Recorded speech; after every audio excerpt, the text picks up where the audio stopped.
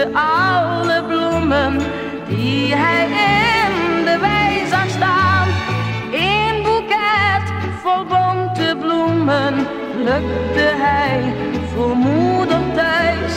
Een boeket vol bonte bloemen nam hij mee naar huis. En toen Johnny als een kerel in de wijde wereld ging, dacht hij dikwijls aan zijn moeder.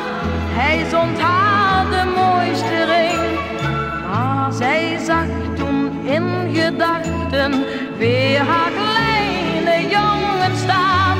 Een boeket vol bonte bloemen plukte hij voor moeder thuis. Een boeket vol bonte bloemen nam hij mee naar huis. Jaren kwamen, jaren gingen, Johnny kwam terug naar huis.